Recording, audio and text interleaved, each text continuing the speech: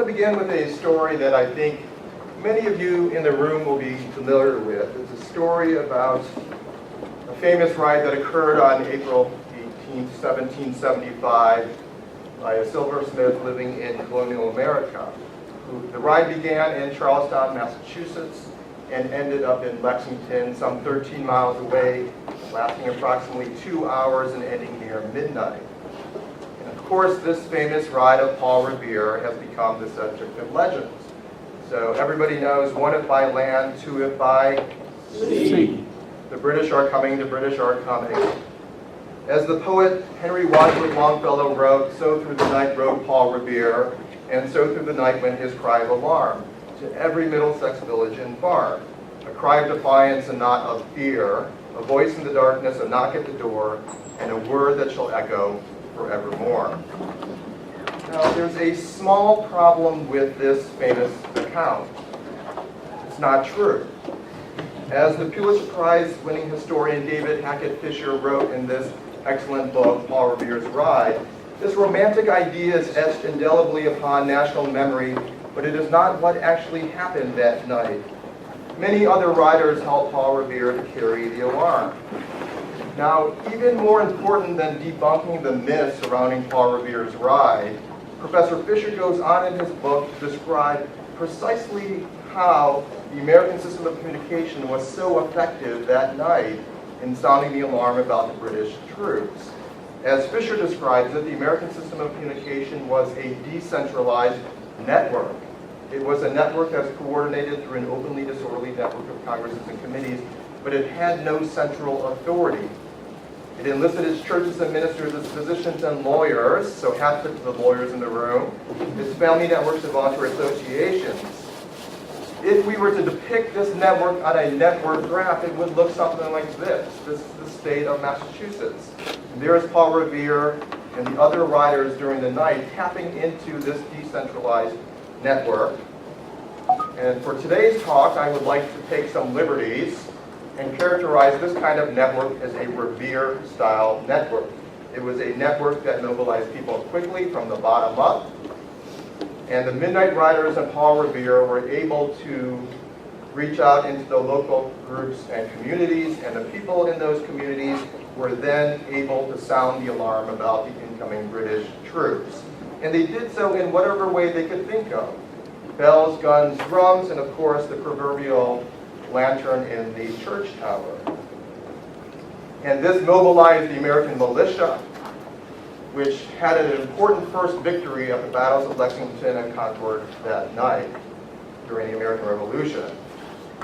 And this is in stark contrast to the British system of communication that existed in America, which was completely centralized. If we depicted the British system, it would look like this, or something like this, with General Thomas Gage sending messages to one other member of the British Army. And of course, if the message did not find its way to the recipient, the message was lost. And that actually happened at a couple moments, key moments before the battles of Lexington and Concord.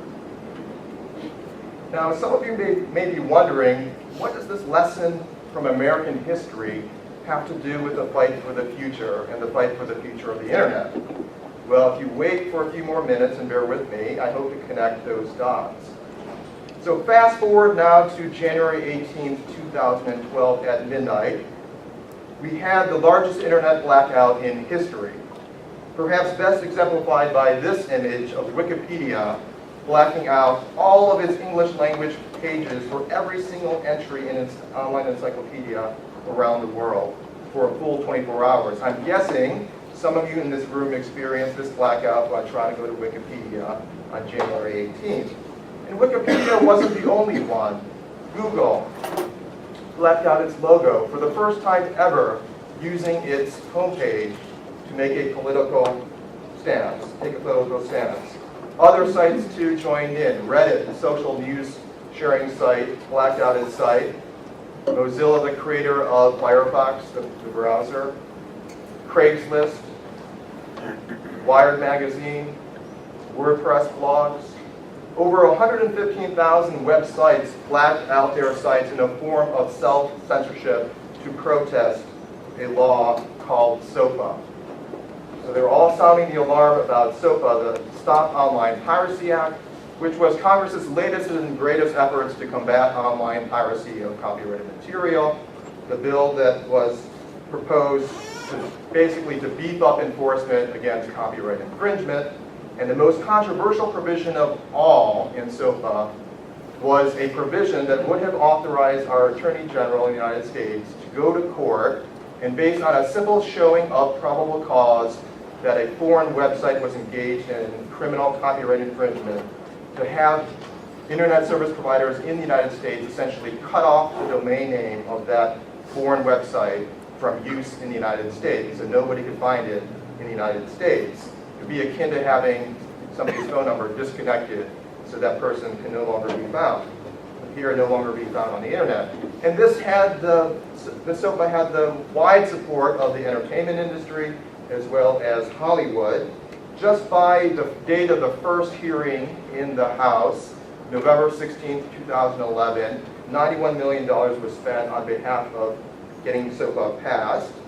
And a who's list of Hollywood and media conglomerates and other multinational corporations were supporting this bill. And not surprisingly, there was bipartisan support for the bill in Congress, both houses. Even 42 co-sponsors of the bill in the Senate, which is almost an unheard of number. Nearly half the Senate wanted to be co-sponsors of the bill, not just supporters of the bill. So they have their names attached to this bill as it proceeds forward. And even beyond the co-sponsors, there was widespread support for SOPA outside of the sponsorship. So it is fair to say that when this bill was first introduced in October of 2011, it was a virtual slam dunk to get passed. But then something amazing happened by the day after the blackout, the internet blackout, on January 19, 2012. We saw that SOPA had become toxic. It had become essentially a four-letter word. Nobody wanted to be associated with it anymore. So the day after, the opposition to SOPA in Congress tripled. And for the very first time in the entire debate, there were more opponents to SOPA than supporters. And even some of the co-sponsors of the bill changed their position from sponsoring the bill to opposing the bill on the very day of the blackout. And one of those who flipped his position was Senator Marco Rubio of Florida, one of the rising stars of the Republican ranks, who on his Facebook page admitted on the day of the blackout that we need to protect the free and open access to the internet, and SOPA was a potential threat. Others also acknowledged the internet protest made a difference. So the former Senator Chris Dodd, who is now the chairman of the Motion Picture Association of America, admitted to the New York Times, this is an altogether new effect, comparing this online protest to the protests that spurred the Arab Spring, in which we saw people in Middle Eastern countries use Facebook and Twitter to organize protests, and in some countries actually cause revolutions in those countries. Now, my view is that Senator Dodd is not entirely correct. This is not an entirely new effect that we saw on January 18, 2012. Instead, what we saw on January 18th, I think, is similar to what we saw back on April 18, 1775, with Paul Revere's run. In both cases, we had a Revere-style network in which people can sound the alarm. It was a decentralized network that allowed people to join in and think of whatever way they could think of to sound the alarm about the threats that they perceived. But instead of horses, of course, we now have websites to do the sounding of the alarm. But essentially, it's the same kind of decentralized network that we saw back on April 18, 1775. This network, this decentralized network of the internet, mobilized people quickly from the bottom up, and it allowed millions of people to voice their opposition to this copyright bill. Really, for the first time in our history, for our 200 years of copyright law, to have the masses involved in the debate about copyright it was almost unimaginable before this happened. So looking at some of these numbers, I think they're really impressive. 8 million people looked up the information, contact information for the members of Congress on that day through Wikipedia's directory. And that caused some of the senators' websites to crash because all these people were trying to find their relevant senators' contact information. 10 million people signed petitions against SOPA. 3 million sent emails to Congress that day. And over 100,000 phone calls were made to members of Congress that day. And even though that is the smallest number, it may be the most important. Because as Zoe Lofgren, representative from Silicon Valley, continually advised the opponents to SOPA, you need to melt the phone lines because that is the surest way to get the attention of your member of Congress. It's better than a petition and it's better than email. And that's what happened on this day in large numbers. If we look at some analytics of the internet use related to SOPA that day, it was basically blowing up with SOPA. So if we look at Google Analytics, for instance, the searches for SOPA peaked on that day on a scale of 100. It hit the 100 mark on Google Analytics. Twitter, 3.5% of all tweets that day were about SOPA. And if we graph this on a graph, it would look something like this. This is the universe of tweets related to SOPA. This is provided by Fred Berenson, who did this analysis. And if we look at who are the people being tweeted at, who are receiving the tweets, well, one major group involves our government officials. The White House, the chief sponsor of SOPA, Lamar Smith from the House, and one of the chief opponents, Darrell Issa, representative from California. They were being bombarded. The blue signals a lot of reception of messages on Twitter. And even Kim Kardashian got involved in this debate. So she tweeted that we must stop SOPA and keep the web open and free, and provided a link to Wikipedia's page that provided more information about this bill. And an interesting story or anecdote is that one of the internet activists who had been working so hard against SOPA from the start said that when he saw this tweet in the afternoon on January 18th, 2012, that's when he realized that they had won, they had succeeded. The message that they've been trying to get out to the masses had trickled down to the masses and even reached Kim Kardashian, who was now against the bill. So this was a great victory for them. Not surprisingly, given all of this discussion about SOPA and the internet blackout on January 18th, 2 days later, SOPA was shelved indefinitely. It has not come back. And I think this is a great story of civic engagement. No matter where you stand on the politics or the policy behind SOPA, I think you have to agree that this is a sign that democracy worked. People got involved in this debate, as I said, for the first time really ever in a copyright debate, to make their members of Congress change their view or at least hear the serious concerns that people were raising that this might lead to censorship of the internet. And this story in itself, I think, would be an incredible story to tell.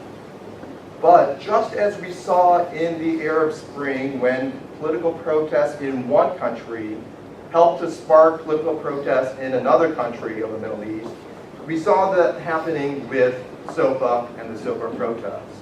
So on February 11th, 2012, the protests in the United States helped to spark massive protests in all countries of the European Union in over 250 cities involving over 100,000 people who not just protested online, who actually marched on the streets in freezing temperatures to protest something called ACTA, the Anti-Counterfeiting Trade Agreement, which was a trade agreement that the United States, Japan, and the EU were trying to get other countries to agree to in order to beef up again enforcement against piracy online and counterfeiting of trademark goods.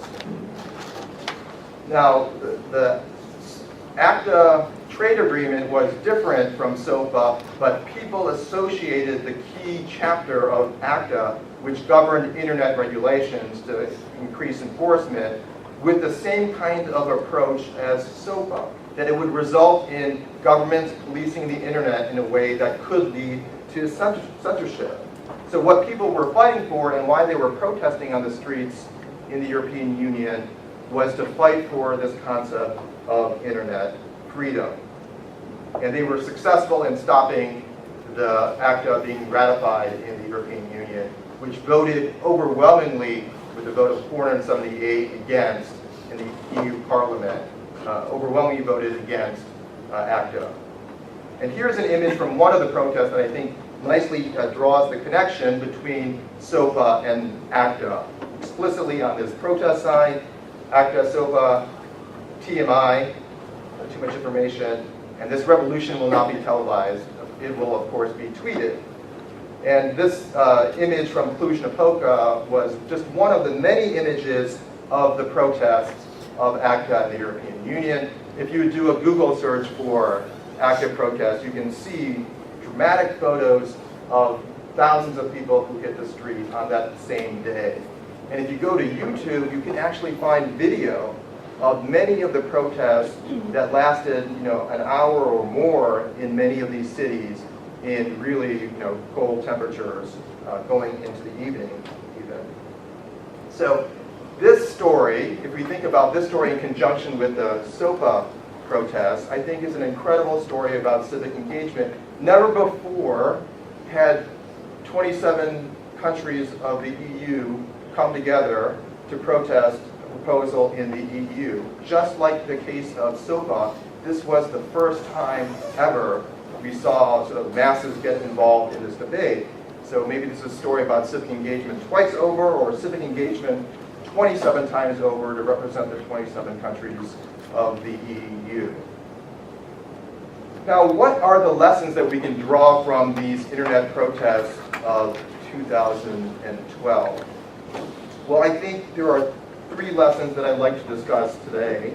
The first is simply don't mess with the internet. The internet community has been a sleeping giant and remained relatively quiet in terms of protests. But what really triggered the fear of the masses was that the governments in these various countries would now start policing the internet in a way they would be unilaterally shutting down websites without adequate due process. I think that was one of the chief fears that people had who voiced opposition to ACTA and to SOPA. So that's lesson number one. Lesson number two, and I know this might sound a little bit cliche, but lesson number two is that we, the people, can actually make a difference in these debates. What people were fighting for is this concept for the free and open internet. That's a concept that is not being defined by courts, at least not yet. It's not being defined by Congress. It's not being defined by other governments in other countries.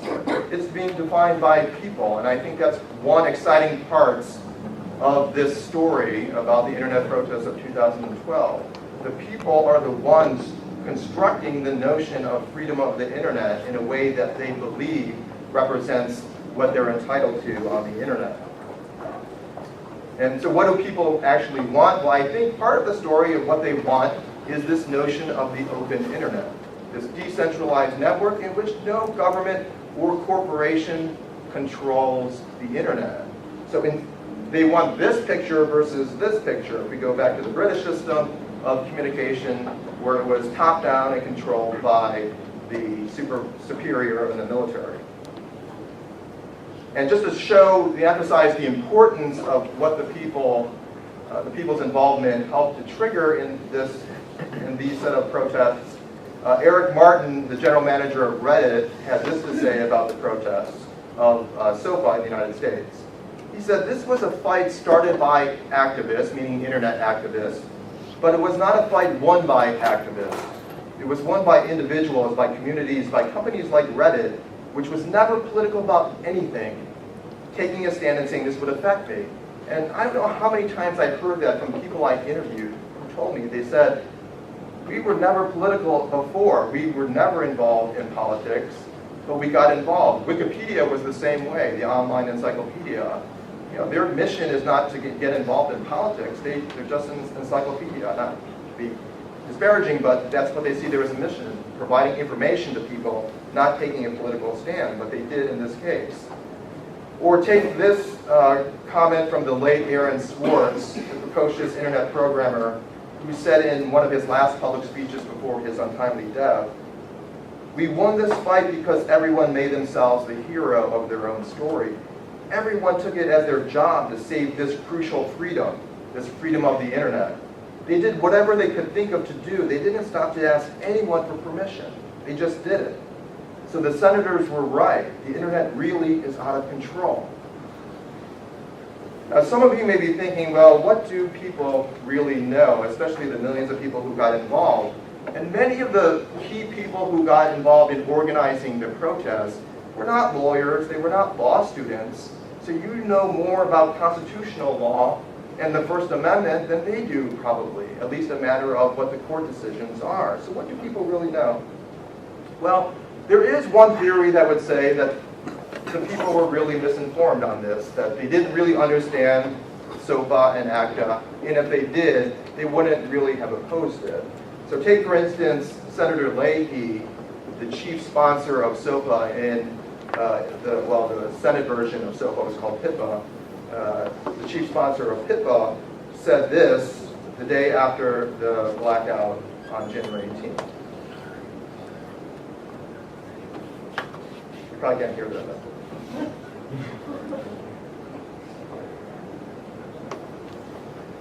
Okay, well, it's too soft. But in any event, he says that basically there was a lot of false information going on, and that's why the internet protests were successful. And then the chief counsel in the House Judiciary Committee for the Democratic side said that the internet response was orchestrated by misinformation. So the way to explain what happened is that simply people were misinformed about what this bill actually did. And this is reminiscent of a debate that goes back to the founding of this country, in which we have, for instance, James Madison writing about two political sides on who are the best keepers of the people's liberties. So in this debate that Madison imagines, Madison writes for the side of the anti-Republican or Federalists that the people are stupid, suspicious, licentious. They cannot safely trust themselves. They should think of nothing but obedience, leaving the care of their liberties to their wiser rulers. Now, another theory would say that, no, instead of the people being misinformed, the people actually are the best deciders of their liberties. So that's popular constitutionalism. So the people's view of the Constitution reigns supreme, and it reigns supreme even above and beyond the Supreme Court, which may be shocking to some of you in the room who study constitutional law. So here's James Madison again, writing for the other side now, the Republican side. The people themselves are the best protectors of their own liberties. The sacred trust can be nowhere so safe as in the hands most interested in preserving it. And my view is that that view best describes what we saw in the debate over SOPA and also the debate over ACTA. The people's view of free speech, which people understood in the context of the internet as the free and open internet, reigned supreme. And even though there were highly technical memos, legal analyses by some of the top First Amendment attorneys, Floyd Abrams arguing that SOPA did not violate the First Amendment, Harvard law professor Lawrence Tribe arguing it did violate the First Amendment, these memos really didn't carry the popular debate, in my view. Nor did the Supreme Court's jurisprudence related to First Amendment, in terms of what level of scrutiny we need to apply to SOPA and whether it equals censorship, whether it's intermediate scrutiny or strict scrutiny. That's not the test that the people were using. Instead, what the people were using is their own scrutiny, their own test. And under that test, SOPA flunked. It was a law that could lead to censorship of the internet, and it did not have adequate due process to ensure that there would not be collateral damage to legitimate sites being taken off the internet. Okay, the third lesson is, I think, the one that is the most fun to discuss. It's the power of social media. And I've highlighted a few examples from my book. There were many more examples of people getting involved through social media that are not even covered by my book, but I'll just give you sort of a representative sampling of how people got involved through this use of social media. And this is probably my favorite story. So Ryan Burchie is a college student, a 21-year-old college student at the University of Wisconsin-Milwaukee. And before the SOPA debate, he said he was never into politics. You could hardly get him to vote. But he read something about SOPA online, and it really disturbed him. So in his youthful exuberance and optimism, he decided to get involved for the first time in his life. And he decided, in his words, to take it straight to the top, meaning to President Obama. So he decides to write to President Obama about SOPA. And luckily, we have a president who's actually set up a system on the internet called We the People that allows people to file petitions. And if you get a certain number of signatures, and back then it was 25,000, the president will respond. And what Burchie did was post a link to his petition which said, SOPA is a censorship law that would end the internet as we know it, and put that link on Reddit, and it quickly got the 25,000 signatures in basically no time, and it eventually got over 50,000 signatures. And somebody else posted a similar petition that also got over 50,000, so two petitions got over 100,000 people signing the petition. And you think, well, that's great. What would this college student's petition do? Well, it turns out the Obama administration comes out on January 14, 2012, before the blackout, and says this: we must guard against the risk of online censorship, picking up exactly on the theme that Burchie brought up, and others as well. The others who were in the opposition were hammering this home, that this could lead to online censorship. The Obama administration said that it would not support any bill that was a threat to create censorship online. So that just shows you how one person got involved and was the first one to draft this petition. It actually set into motion a chain of events that led the president to finally speak up on his position on SOPA, basically saying he was against it. Another example is, we'll go back to Massachusetts now, this time on the western end, where we have 4 internet activists, Tiffany Chang, Holmes Wilson, Nick Revel, and Dean Jansen, who come together to form a group, a nonprofit called Fight for the Future. And the sole mission of this nonprofit is to stop SOPA. They just organize and they want to stop SOPA because they think it's a huge threat to the internet. So one of the key insights that this group had was to try to make this complicated bill more tangible to American people, regular people, lay people who may not be familiar with copyright law. So one of the first examples, or actually the very first example they came up with, was a campaign called Free Bieber.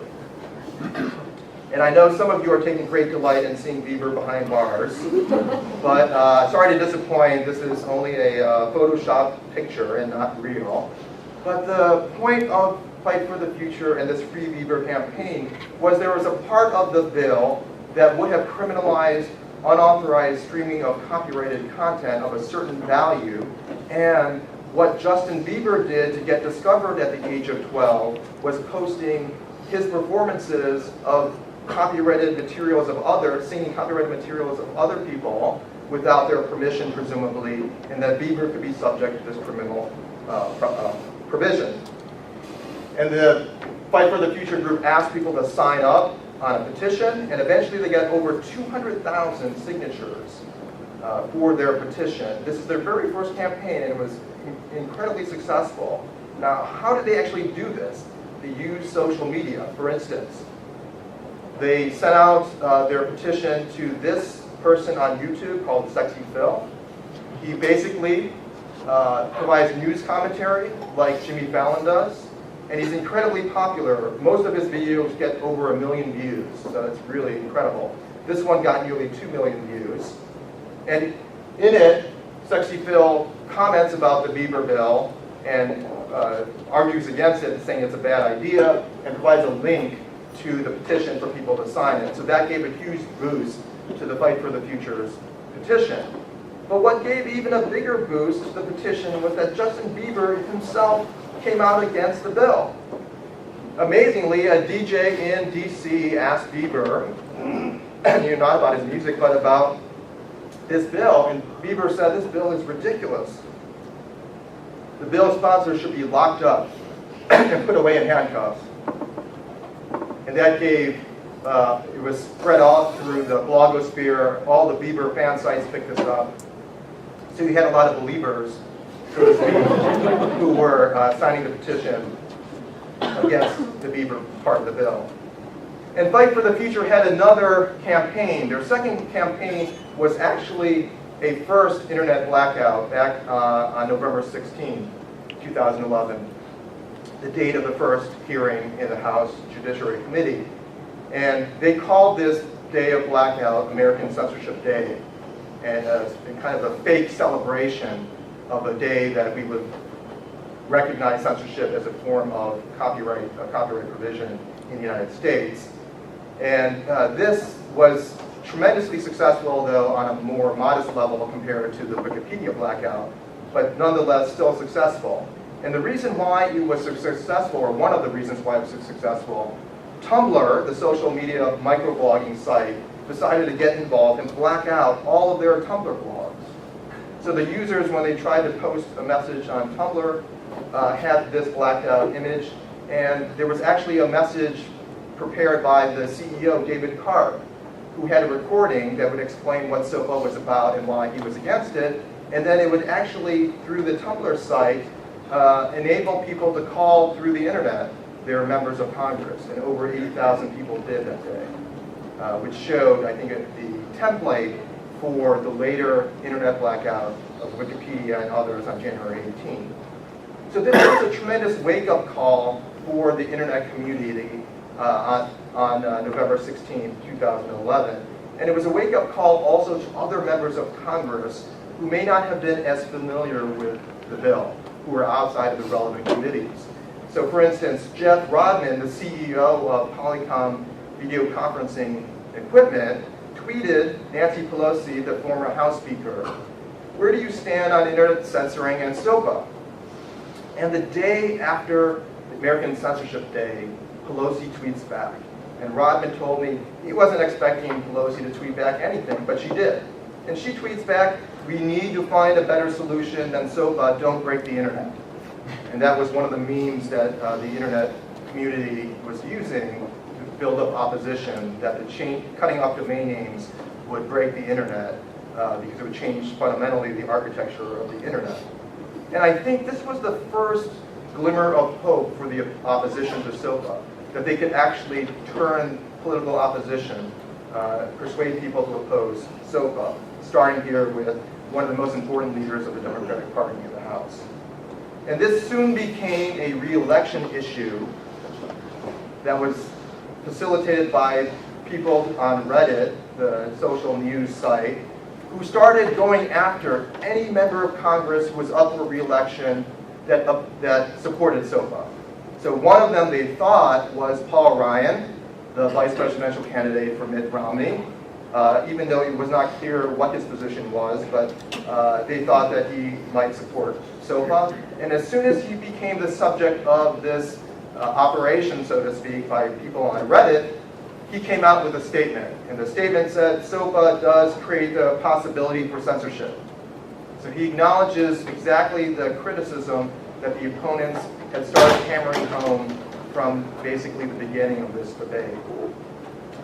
And then it also became a consumer issue. So you get to see the amazing quality in which this decentralized network, people were doing whatever they could think of. And another example is that this became a consumer issue. So people on Reddit started organizing a boycott of the domain name registrar GoDaddy, which supported SOPA publicly.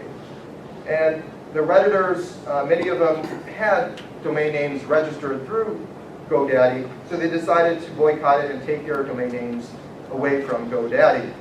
Initially, GoDaddy said, we have not seen any impact on our business, but then 70,000 domain names later that had been transferred away from GoDaddy, the CEO of GoDaddy said, we can clearly do better than SOPA, and we will not support, GoDaddy will not support any copyright bill that does not have the support of the internet community. That just shows you the power of social media to influence this debate. And then finally, in terms of examples of social media, the use of social media in this amazing internet protest. Does anybody know how the ACTA protests were organized in 250 cities and 27 countries? How were the ACTA protests organized? Anybody have a guess?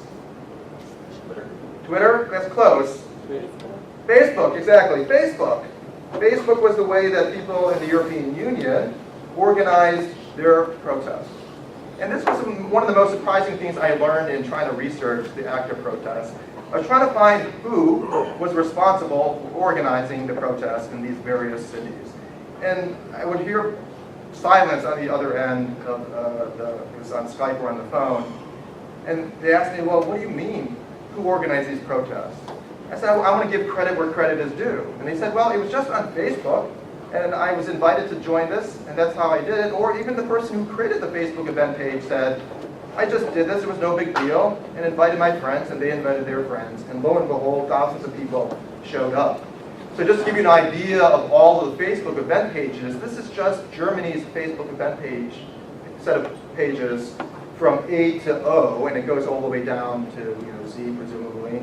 And each country had their own Facebook event pages for each city that had a protest. And then the internet activists and nonprofits then organized all of these into a list, such as this one, so that people could find a relevant protest location to join the protest. Okay, so now that we've learned these three lessons, I think, from the internet protest of 2012, what's next?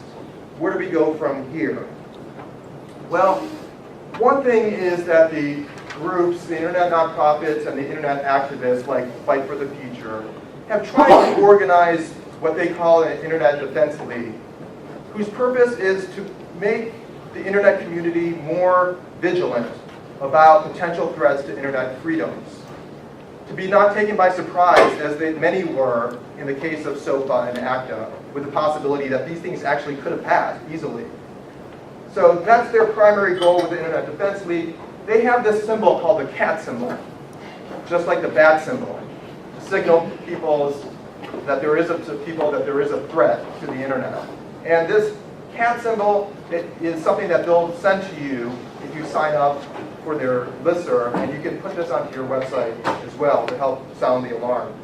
In Congress, we have two of the leaders who fought against SOPA, Senator Ron Wyden and Representative Darrell Issa, have actually proposed an Internet Bill of Rights. And they did so on the day of the blackout. And some of those rights include a right to an internet that's not censored and an internet that is open and unobstructed. And you can actually go to their website, keepthewebopen.com, and provide comments and suggestions to make this Internet Bill of Rights better through crowdsourcing. So I think you can see from what I've just told you that everything is still up for grabs. All of the major successes that I talked about earlier were defensive, to stop a bad bill, to stop a bad trade agreement. Nothing was the passing of a law or recognition in a legal decision of these freedoms that people are fighting for so vigorously.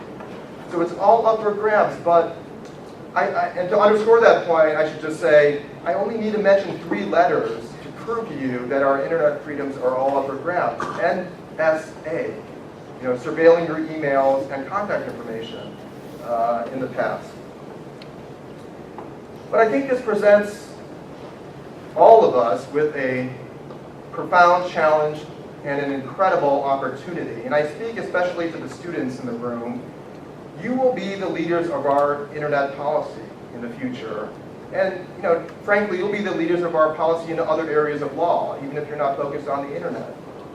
And you too can be like Paul Revere and the Midnight Riders to sound the alarm about threats to the freedoms that we all hold dear. You can join in a common effort in the cause of freedom, to borrow the words again of Professor Fisher from his book, in order to sound the alarm about threats to our freedoms. And I think, looking back on these dramatic protests that I've just discussed, there is really one indisputable fact. You can disagree about the politics, you can disagree whether people were informed or misinformed, but you cannot disagree with the fact that people, millions of people, actually got involved to sound the alarm about what they believed was a threat.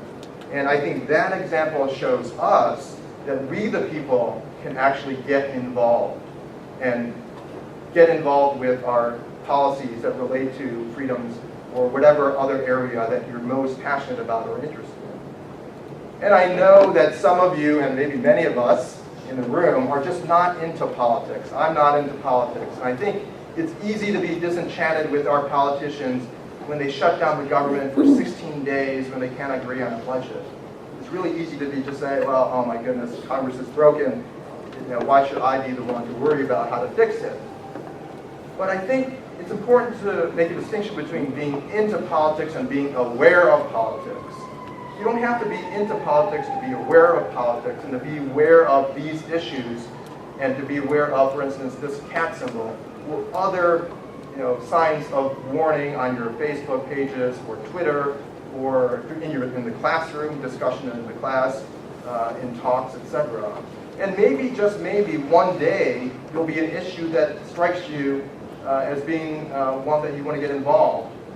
And you might send, for the first time maybe, an email to your member of Congress, or better yet, use that smartphone that you're always on in class and actually call your member of Congress for the first time ever, and to melt the phone line, to make an impact in Congress, as Zoe Lofgren continually advised. And maybe you're still not convinced. Why get involved in this fight? Why did so many people get involved in this fight? Well, in thinking about this question, I was reminded of a passage from the book Paul Revere's Ride by Professor Fisher. And it involved an interview of this Captain Levi Preston of the American militia, who was interviewed years after the American Revolution at the age of 91. So he was asked, Captain Preston, why did you go to the battlefield and fight against the British Army? Was it the Stamp Act, the British Act that required all printed materials in the United States to be printed on paper from London that had a stamp on it? And Captain Preston said, I don't have any stamps. And then they asked him, well, was it the tea tax, the tax on tea that led to the Boston Tea Party that Paul Revere and others showed a sign of protest dumping tea in the Boston Harbor? And Captain Preston said, I don't drink tea. And they asked him, well, was it the writings of John Locke about freedom and other theorists who espoused freedom? And Captain Preston said, I don't know those guys. And they said, well, what was it, Captain Preston, that got you to the battlefield to fight for the American militia? And here's what Captain Preston had to say. He said, we had always governed ourselves in America, and we had always meant to. The British didn't mean we should, and that's why we fought. So I think in a similar way, what we've seen in the internet protests of 2012 is this fight is about the freedom of the internet and a fight against control of the internet by governments or by corporations. People are fighting to preserve how the internet was born. The internet was born free of control by any single government or any single corporation. So much rides really, I think, on what we do next and what we do now in this fight for internet freedoms. Nothing is set in stone, but it does give us a great opportunity. And I think I want to end on a note of optimism. If you think about what happened when I described the internet protests of 2012 with SOPA and ACTA, there is great reason for optimism that we, the people, can make a difference. And the power of social media, so the internet and social media give us tremendous tools to be able to mobilize people and to sound the alarm about threats to freedoms that we all hold dear. So I think given this experience that we've just witnessed a couple years ago, this fight for the future of the internet is really ours to win. And we just need to make that happen. Thank you.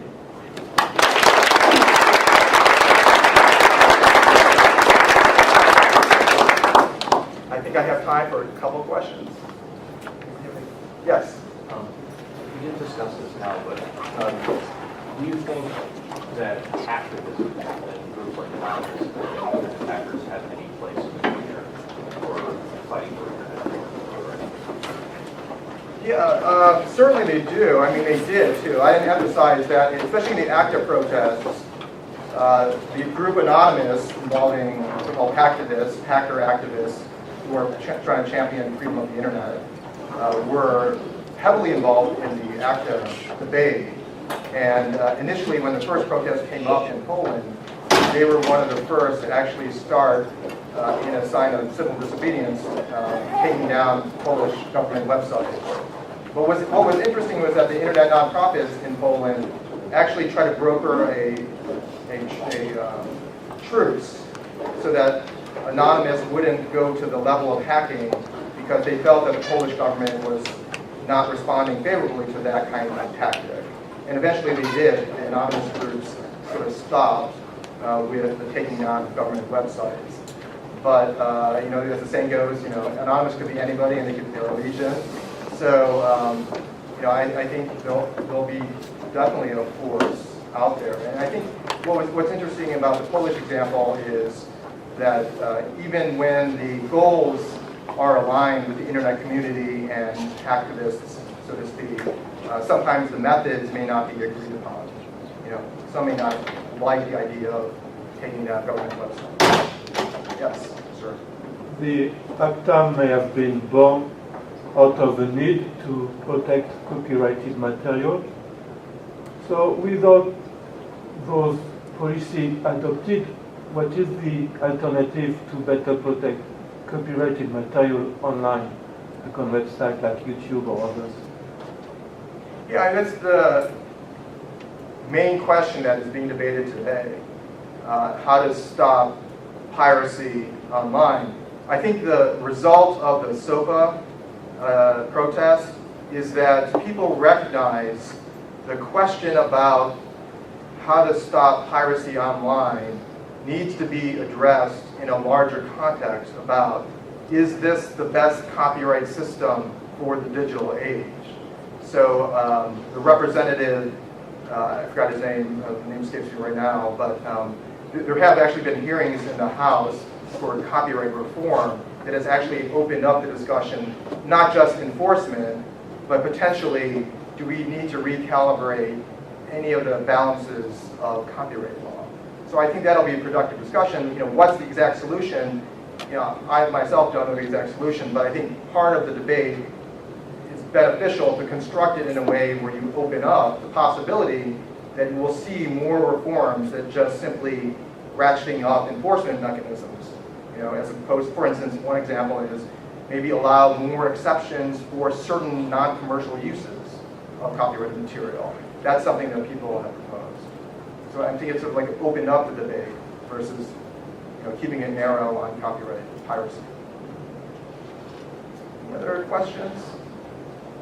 Yes. This isn't really a question, more of a comment, but in terms of your sounding the alarm analysis, I think it's really interesting. Twitter just came out with like a new feature where they give you notifications on big stories that are being talked about in your feed, and so I feel like that's almost like another way groups can use like a sounding the alarm to get information out to people, is to get those topics trending and get those notifications out to other followers and users of Twitter. Yeah, I mean, that's definitely a key player in all of these protests, organization of these protests, is to help spread the word through Twitter.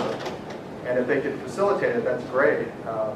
Even though they didn't create their platform in order to facilitate these political protests, but it turns out to be a really incredible tool for people to use.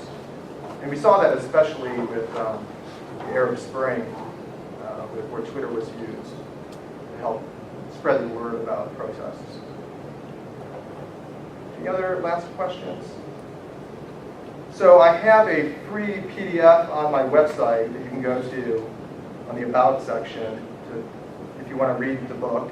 There are 99-cent copies on Amazon and Barnes & Noble.